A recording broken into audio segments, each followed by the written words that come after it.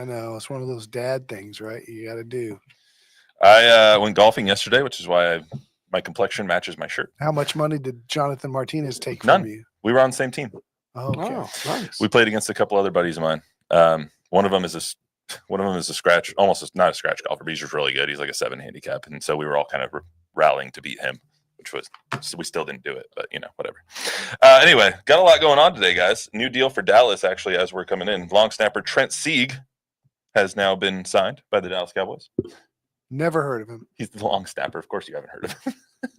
Nice Where's he from? German man. He was on the team last year. Oh, okay. Yeah, he's re-signed.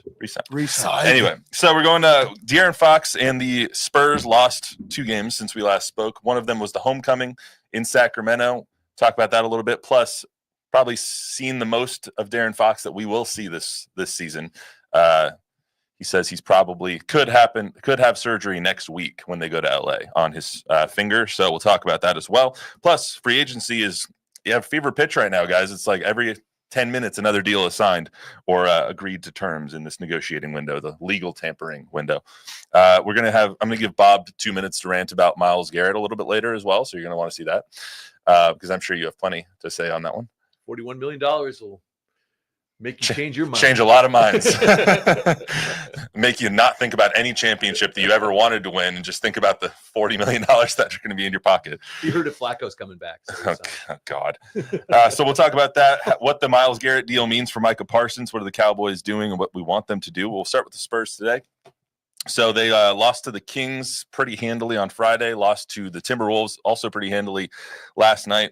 Don, you start off. De'Aaron Fox in Sacramento. What did you think of the whole homecoming, the way that the fans treated him, all that stuff? His first few touches, they were booing him, but then midway through the first quarter, during a timeout, they played a video tribute, and they all stood and cheered, and he waved, and it was really nice and very classy looking, like something the Spurs would do. And so he played decently. Didn't have his best game, but it was nice. He's been there 7 years, and I think they showed a lot of class. Yeah, I agree.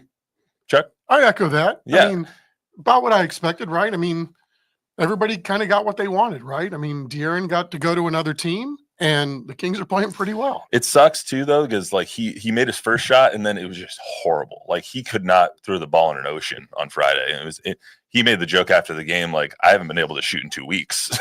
So it's weird. You come to the Spurs, you can't shoot anymore. That's your hands, Chuck. Yeah, exactly. He's been playing pretty good, though. He played good again last I'm not saying – I mean, yeah, the ball was not falling for him, though. Yeah. The ball wasn't falling for a lot of them on Friday. But he's been dealing with that pinky on his shooting hand. So after the game, I think it was Tom Orsborn that asked him about when he's going to get his finger taken care of. And this is what De'Aaron Fox had to say after the game. Yeah, we're shooting for, I think whenever we're in LA, because the doctor's in LA, so it makes it a lot easier. What is that, like 9 days? Something like that. The surgery may or may not happen that day. So this is the makeup game that they weren't able to play earlier in the season because of the LA fires. They're going to LA. That's where the surgeon and doctor is for De'Aaron Fox. And so when they go play the Lakers, that might be the last time we see De'Aaron Fox this season. Fine. That's good. Is it good? Yeah. I don't want him to make the play-in. I want more lottery chances. His left pinky, though, I mean, you saw it when he had it up on his face. I mean, he looks like a defensive lineman with that finger. He's been through the ringer. Who is the lineman, Munoz, with the finger that like wouldn't go straight anymore? He could make a fist, but after that, it was like that. There's a lot of guys. That's what it looks like. Bob's got one. Ew.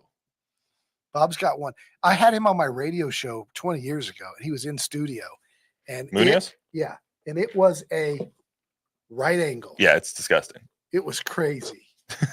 Let's get that thing fixed after all these years, right? So you obviously 1 in favor, 2 in favor of him having the surgery now and kind of bagging the season, or I don't know. I mean, I don't know what the timeline is on something like that or what the recovery. Obviously, the sooner he gets it done. Well, I know that, but I'm talking about for next season. Oh, yeah. So if you get it done now, then obviously, the quicker you get it done, the quicker you're going to be ready for next season. But, is this one of those things you can wait till the end of the year? I mean, he's obviously done a very good job of playing through this or trying to play through it, given the limitations of a banged up hand. So, I guess if this is what they decide as a group, or if he decides this as a player, then that's the way they should go. I mean, I just hate when you have a month left in the season. You're just like, meh. we'll do it next year. It's just got to be so frustrating for fans of the Spurs to be like, you know what, this is a lost year too. Let's pick it up again in next September. You know, I don't feel that way. I think the Spurs have always been strategic. I think if you go back and look at the Wemby lottery, they were strategic. I think Chuck and I remember 97. They were very strategic in trying to get lottery balls for Tim Duncan. Wink, wink. Oh, Avery's hurt. Sean's hurt. Vinny's hurt. So I think this is just another way to make sure that you get 2 more L's that may make a huge difference in the calculation. but I mean, it is another lost season. Like, what did you really? If I was to ask you, what did the Spurs accomplish this season? What would be the answer? I think the answer would be the emergence of Steph Castle.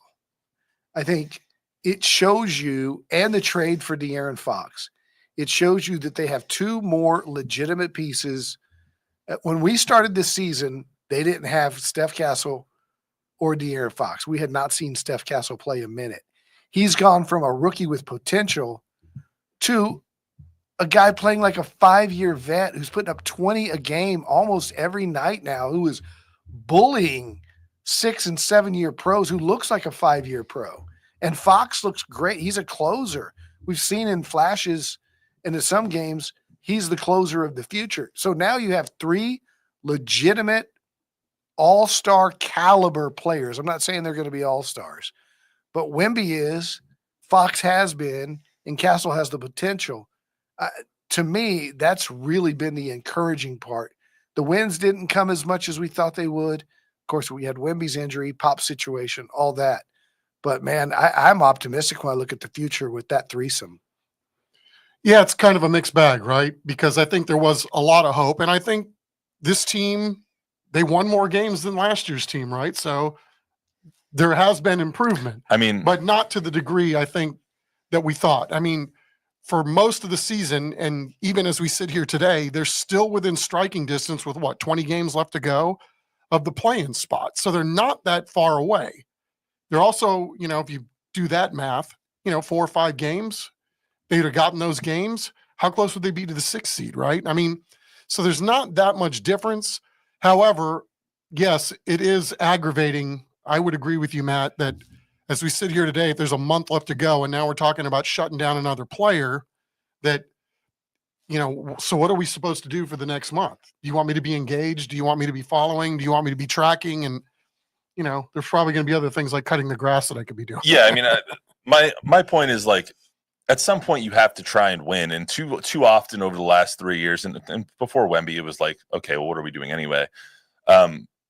Too often it seems like, okay, we'll just push it off 1 more year. We'll try and compete next year. We're going to learn this year, and we're going to try and win next year. It seems like that is happening too often. And when they wave the white flag this time, obviously De'Aaron Fox needs the surgery, whether it's now or in the offseason, regardless. So when you're waving the white flag with a month left, it doesn't send the best message to your fan base. I think it's circumstances, right? Because tell me if I'm wrong, but at some point, maybe it was late December, when we were saying, man, they've already got 22 wins. They were way ahead of schedule. They were 19 and 18 at one point. Yeah, and they were thinking playoffs, and everything was going great. And then you had Wemby or the rodeo road trip, where they had back-to-back 1-point losses when they got Fox. Orlando, and they beat Atlanta, right? And then lost to Orlando. Charlotte. Yeah, and Charlotte. those were 2 game-winning shots. Fox's went in, but it was late. Yeah, by like a quarter second. And then Wemby missed a 15-foot elbow.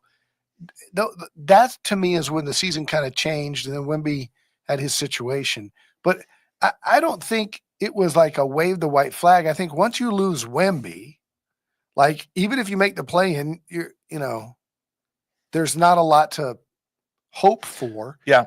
And then if Fox needs the surgery and you get it earlier, helps you a little bit in your rehab to work out with these guys in the summertime. I want to see them play hard. I want to see them play well. I want to see them keep losing 1-point games, because I think I'm so encouraged with Castle, man. I will watch. Like, I watched all of last year just to watch Wemby, because he was just can't miss TV. And I feel the same way about Castle right now. So I'm going to continue to watch and hope that the lottery balls pile up, because now you got the Mavericks going for it.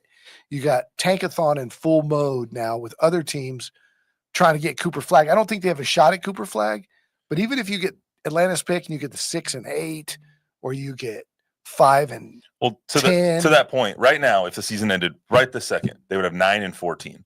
What I mean, and it's not a bad draft class. It's a very good draft class as opposed to last year.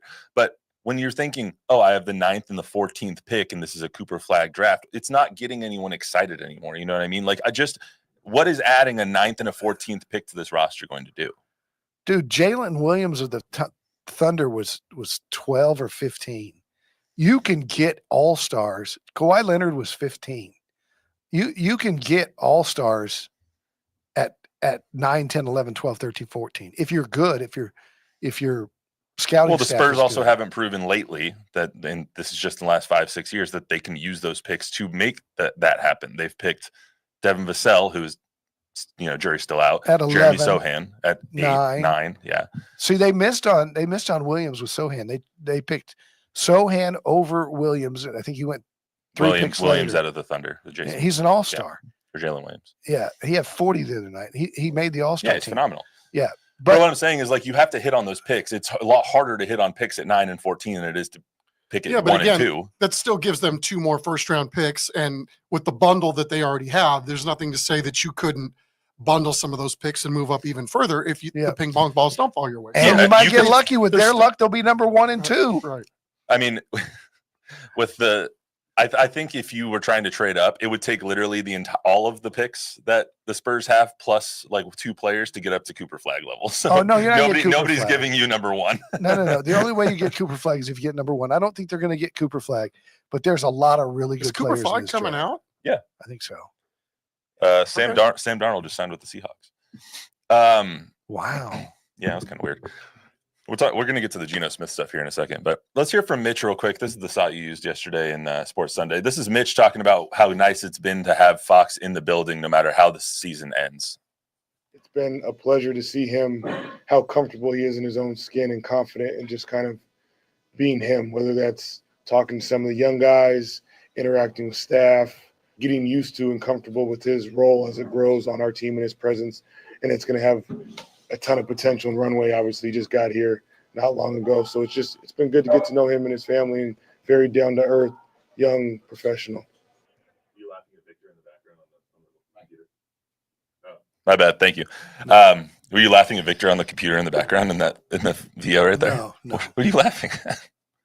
I was giving QT a free commercial, so it turned my. You were this entire time. It's fine. We like QT. Sneakers Shout and out Picks Taco presented Palenque by QT. For water. Taco Palenque is good too.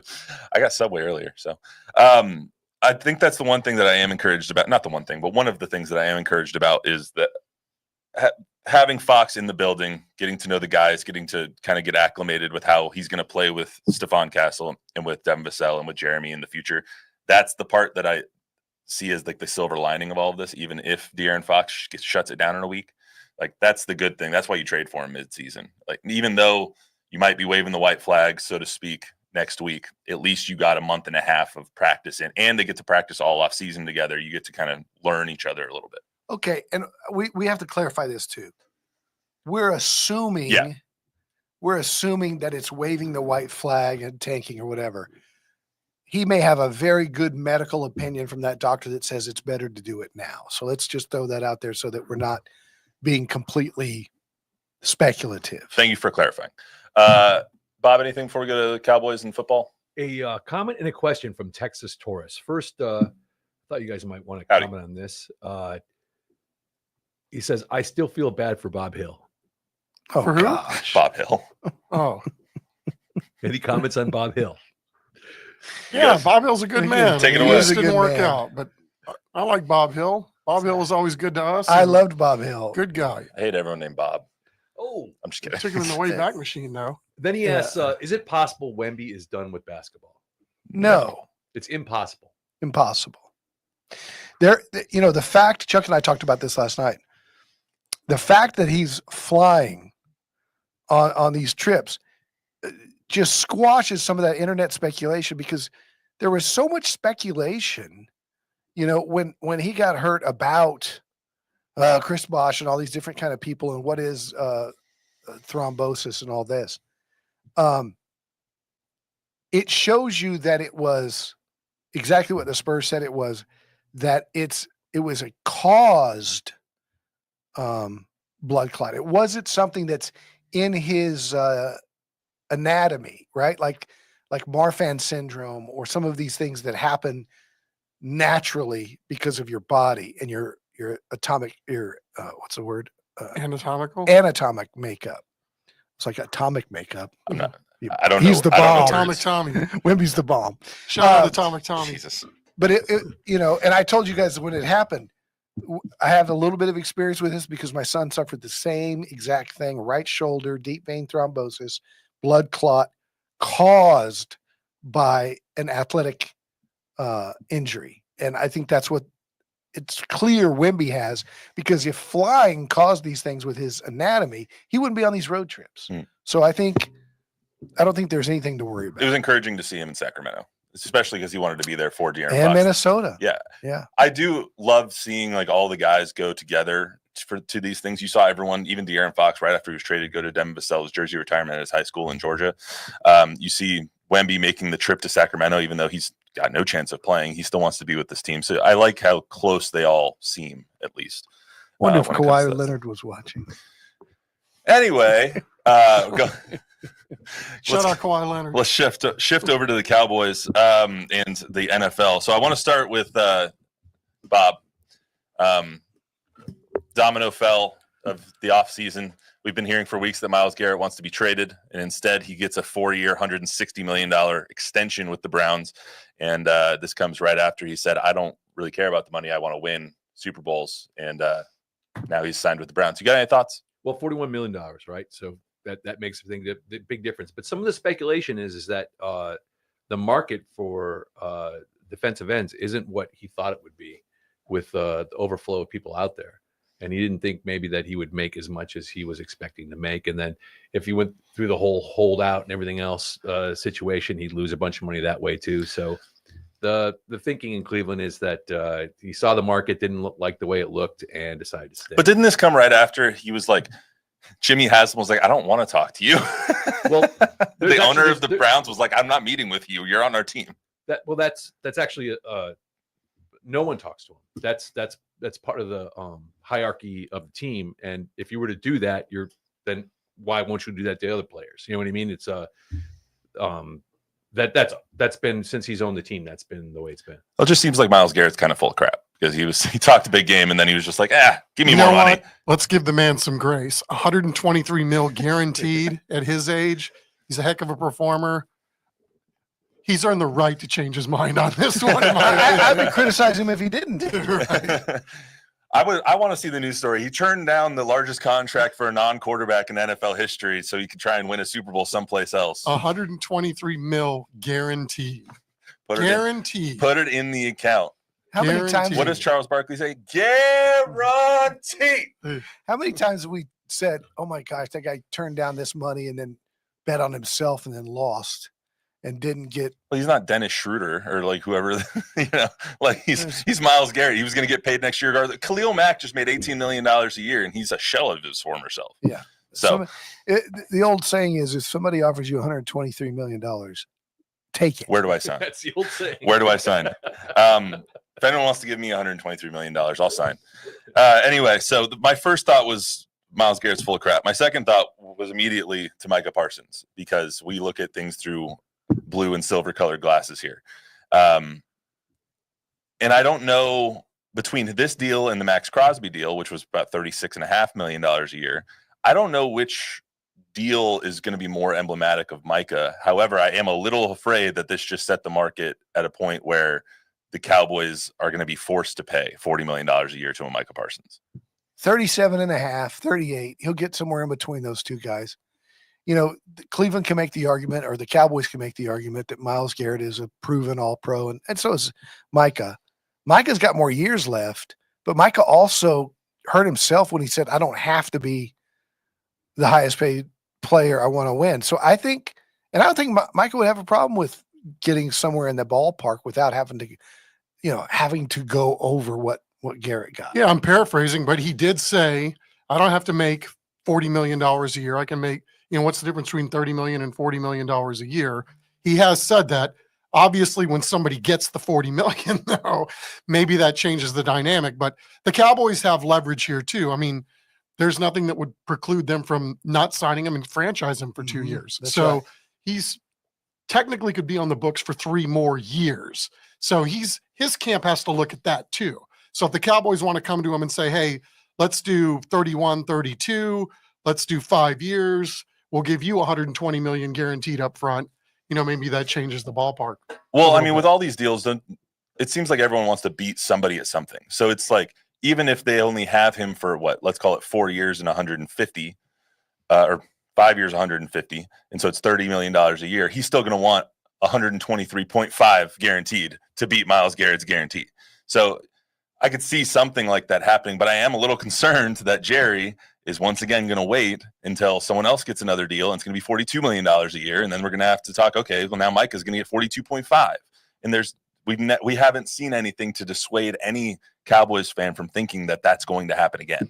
Yeah, Jerry, I mean, typically he doesn't mind waiting to see where are the calls. But at the same time, Jerry lost money over the few times because the longer he waited, the market kept going up on Dak.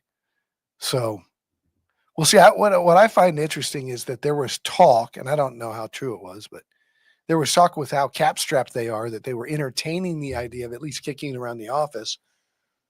What would it look like if we moved this guy for draft picks? And I don't think it ever got serious because Micah's such a great player. I think they want him on their team. But I got a buddy in Dallas who said any idea of the Cowboys moving Micah for draft picks was flushed down the toilet the day Luka got traded. Because they saw the outrage. Okay. Yes. Seriously. Absolutely. And Jerry knows that his popularity has never been lower, except maybe the day he fired Tom Landry. The faith in the front office has never been lower in the last 30 years. That makes And sense. so, yeah, the last thing you're going to do is do what the Mavericks did. Okay, well, let's just say this. Let's say they sign Micah to, I think they should trade him, but that's a whole nother discussion. Let's say they sign Micah to 37. That means between him and CeeDee Lamb, that's 70. Dak, another 60. So you got $130 million on the books between 3 players. Osai Odigizua just made 20. So you got $150 million on the books between 4 players. You got about $130 million to fill out the rest of your roster. Is that a way that you're going to build this team? Or Well, it's the way they have, but there are ways with Micah too. You can backload his deal to put, the contract, the bulk of the contract at the back end by paying him up front. And so you can kind of kick the can down the road again. But yeah, I mean, this is their dynamic. This is their challenge every single year now with this. it's what they tend to do as well, because I mean, even Zach Martin is going to count against this cap for like $10, $12 million, something like that, because they add void years to the end of the deal to stretch out the money on the contract to have more room under the cap, which we heard all last year from Jerry. You got to pay the credit card bill at some point. You got to pay the credit card bill at some point. And that's what paying the credit card bill looks like was last year when you don't sign anybody because you have all of these backloaded contracts that are finally coming due. Yeah, with the roster, the Cowboys have a Visa card with 35% interest that they're not paying off every month. Well, I mean, how they plan these contracts too is like they already restructured Dak and CDs, and they're less than a year old. Like they're 6 months into those contracts, and they organized them in a way to where they were built to be restructured, so they could free up this money. But when you get to the 4th year of that deal, there's no more restructuring that deal. You're going to have to pay $90 million against your cap. Dak's sitting back smoking a cigar, going, "They just converted $56 million to a signing bonus. That went right into the bank last weekend." Is that direct deposit, or is he Direct deposit? Someone showing up with some duffel bags of cash in his room? Direct deposit, man. Well, and also, if they work this deal right, and I think they will with talking about Parsons, they can free up even more cap money for this year. So yeah, they're exactly. sitting right That's why I now think they need to get that done. roughly about the same amount of cap dollars as the Texans do. So they're not in horrible shape going in. I think we've talked about this too. It's like, just what are they doing for next year with all this money that they now have to go spend. Right. If To they this have 50, point, they have 52 right now. And if they re-sign Micah, that'll lower it. I'll get them to like 65, 70, somewhere around there. You have to figure, okay, where's that money going? What are we doing with Is he $70 going to million? spend it, or is Jerry going to put it in his pocket? Because he's talking about, Steven said selectively aggressive. Jerry said Not aggressive. not aggressive. And he said, quote, we don't have any voids on our team that can't be filled outside of free agency. You've only got like through the 6 or 7 picks. You can't fill all the voids like that. He thinks so. You just lost Jordan Lewis. It's Right. Breaking news. Jordan Lewis, 3 years, $30 million, highest paid nickel cornerback in the league now with the Jacksonville Jaguars. You just signed Marquise Bell. So you have Marquise Bell back. You have your long snapper taken care of. So that's the most important thing here. So, I think going in, like just talking about Jordan Lewis, I think they wanted to re-sign him, right? I don't think they made him an offer. I think they were willing to let him test and go and see if he could find a deal. To his credit, he found a suitor that's giving him a 3-year contract. I don't think the Cowboys, given Jordan's age, wanted to go that far, but man, make no mistake, that's going to be a key cog that they're going to be missing out on next year. Not only as player, but dude in the room and toughness and everything else. That's gonna be a guy like Kalen Carson going to have to step up in that slot role, and you need Trayvon Diggs and Deron Bland to be healthy. You can't, because you're going to have to pay Deron Bland next. If Trayvon Diggs isn't healthy, then you're just paying $20 million to do nothing. You're going to find with Dak's money, Micah's money, CD's money, that there's going to be the Deron Blands of the world that they have to let walk out the door. Yeah, and Deron Bland could be like a one-hit wonder. You mean you have six pick sixes in one season. That's not going to happen every year. It's never happened before in the history of the league. No, but what a wonder! I mean, it was he's pretty been great. Damn good. When he's on the field, he's pretty damn good. Well, it's the same with Trayvon Diggs, right? He had that one great season with 10 picks, and then since then he's been either been injured or he's been getting burned because he's trying to replicate that kind of season. We don't know how he's going to be coming back off this injury. Right. So some other quick headlines before we get out of here around the league. Josh Allen is a very rich man. 330? And with, I was going to say on and off the field, beautiful fiance, and $330 million that he's 6 years, $330 million. Now the highest paid player in the history. How much of the is league. guaranteed? Like 265? 250 was guaranteed. Mm-hmm. Just here's a check, $250 million. So that was pretty crazy. DK Metcalf gets traded to the Steelers, second round pick, and he gets a 5-year, $150 million deal. You guys think of the Steelers? I mean, they don't have a quarterback right now, but they have a decent wide receiver room with him and Pickens. If not a disgruntled wide receiver room. And if you look at Aaron Rodgers' numbers, I mean, for as much hate as he got last year, the numbers weren't horrible. No. His completion percentage wasn't great. Well, he was in the mid-60s. He was throwing dinks and dunks down the field. Right. But did you see Mike Tomlin and Aaron Rodgers coexisting? I don't know. You put Mike Tomlin in charge of a locker room that has DK Metcalf, George Pickens, and Aaron Rodgers, and he's going to want to out by midseason. Like, what a locker room that would be. Geno Smith gets traded to the Raiders from the Seahawks, and now the Seahawks make a subsequent move by signing Sam Darnold. So I think we came into this offseason thinking Sam Darnold was going to go to the Raiders. But once they traded Geno, obviously Pete Carroll there now wanted his former quarterback. Now Sam Darnold goes to reunite with Clint Kubiak up in Seattle. So interesting move there. Darnold was in Minnesota just 1 year? Yeah. Wow. Well, because they have J.J. McCarthy. Yeah, but they had a great year. Yeah, until like the last 2 weeks of the season. Great system. System quarterback.